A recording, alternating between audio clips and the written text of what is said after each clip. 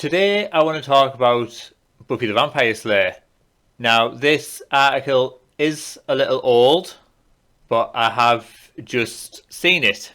I had taken a little break from YouTube, got myself back together, and in having a look for things to talk about, I came across this. Buffy the Vampire Slayer, The Lost Summer announced, returns to original TV show canon. So with it being canon to the original TV show, that piqued my interest because I am a huge fan of Buffy the Vampire Slayer, including the 92 movie. It wasn't the best movie, but it is good. The TV show was, and still is, superb, and is one of my favourite shows ever. It's up there with Star Trek, with Firefly, which is another Joss Whedon show, with the original Battlestar Galactica.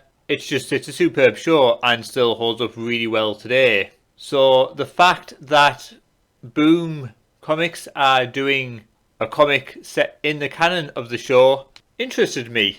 I found this article on comicbook.com and it says, "Return to Buffy the Vampire Slayer's television series timeline with Buffy the Vampire The Lost Summer.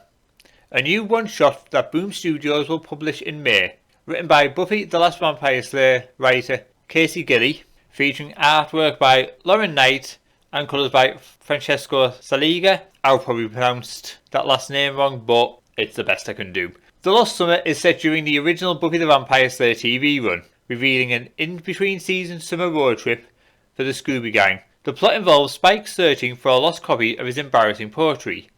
That means Buffy and the gang will take a trip to New Orleans. Here's a plot synopsis from Boom.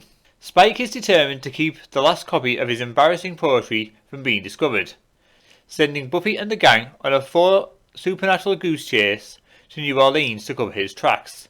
While at an antiques fair along the way, the group is captivated by some Casket Girls clothing on display.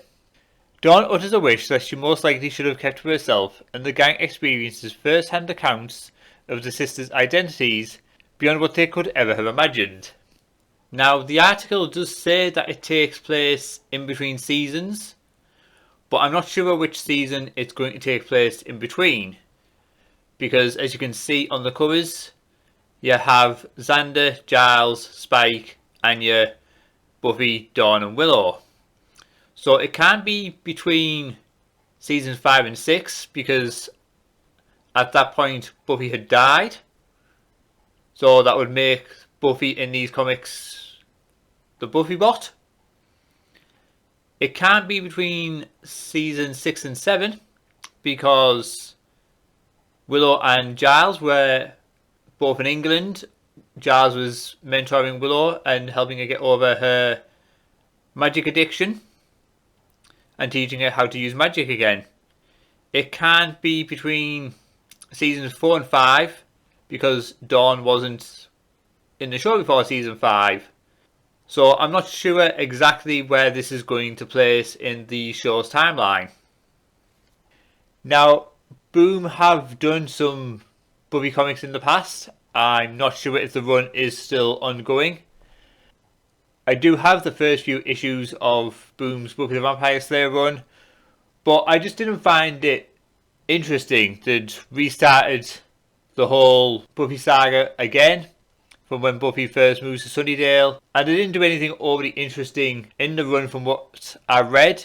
It may have got better as it went on, but I don't know. I didn't continue it for long enough. I think it was the first 6-7 issues that I got and dropped it after that.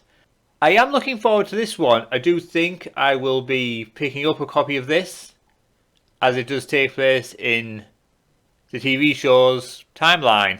I can't see them doing anything amazing and fantastic with it, if I am being honest, but it will just be nice to revisit a story set in the show and see what they do with it. They are going to have to stick with making it consistent to the show more than the rebooted comic run, and I'm hoping it will be pretty decent and enjoyable. But what do you guys think? Are you looking forward to a new story set in the Buffy show? Do you even like Buffy the Vampire Slayer? Do let me know in the comments below.